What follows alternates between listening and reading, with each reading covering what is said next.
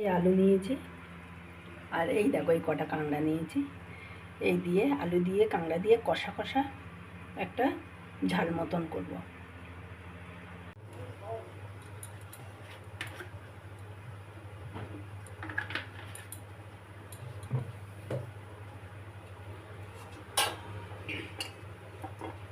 দেখো আলু দিয়ে দিলাম, তেল হয়ে গেছে, আলু দিয়ে দিলাম।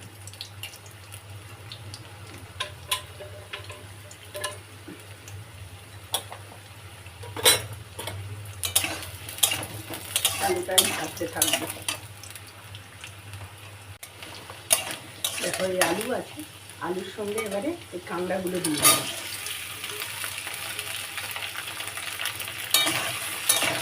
এটা এবারে ভাজতে থাকবো।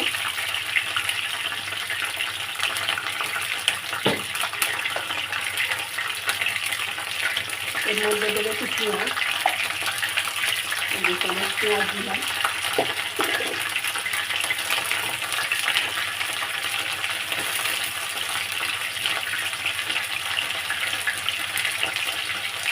লবণ দিলাম,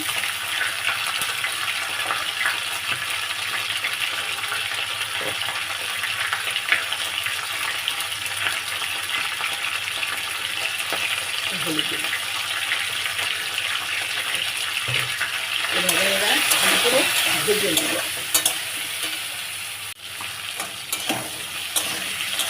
আলু আর কাঁকড়া কষা চলছে, এবারে এর মধ্যে একটু আদা দিয়ে দেবো, অল্প একটু এই আদা দিলাম। এই রসুন দিলাম। বেশি মশলা খাওয়াও ভালো না, বেশি তেল খাওয়াও ভালো না, তার জন্য অল্প অল্প মশলা দিয়ে রান্না করা ভালো।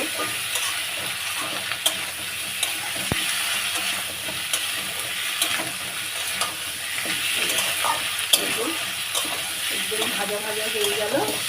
পেঁয়াজ আদা রসুন দিয়ে ভালো করে পেঁয়াজটা ভালো করে ভেজে নিয়ে আর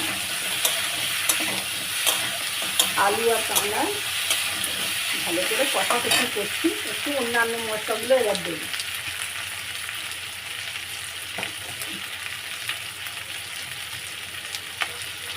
জিরে আর ধনে মিলে দিয়েছি, লঙ্কা দিয়েছি।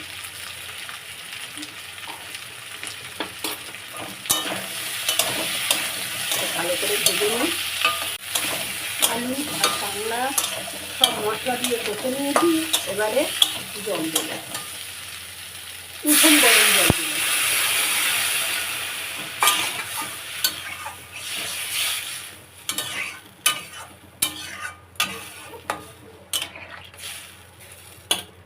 এটা একটু ঢেকে দেবো। দেখো বন্ধুরা, কাঁকড়া আলু দিয়ে ঝাল, আলু দিয়ে ঝালই করছি এটা। তোমরা এভাবে একবার এই রেসিপিটা ট্রাই করতে পারো। খুব কম মশলা তেলে এটা তৈরি করা, দারুণ খেতে হয়। আমি এইভাবে রান্না করে অনেকবার খেয়েছি। তোমরা দেখতে পারো, তোমাদের ভালো লাগলে তোমরা একবার এই রান্নাটা ফলো করতে পারো। করলে খেয়ে দেখো, দারুণ দারুণ লাগে। আর একটু ঝোলটা কমবে।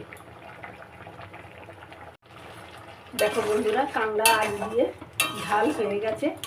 এর মধ্যে একটুখানি শুকনো লঙ্কা দিয়েছিলাম, তো দেখিয়েছিলাম, কিন্তু কাঁচা লঙ্কা দিয়েছি কটা দেখাতে পারিনি। আর একটু ধনে পাতা দিয়েছি। আমার হয়ে গেছে, এবারে নামিয়ে নেব। দেখো বন্ধুরা, এই যে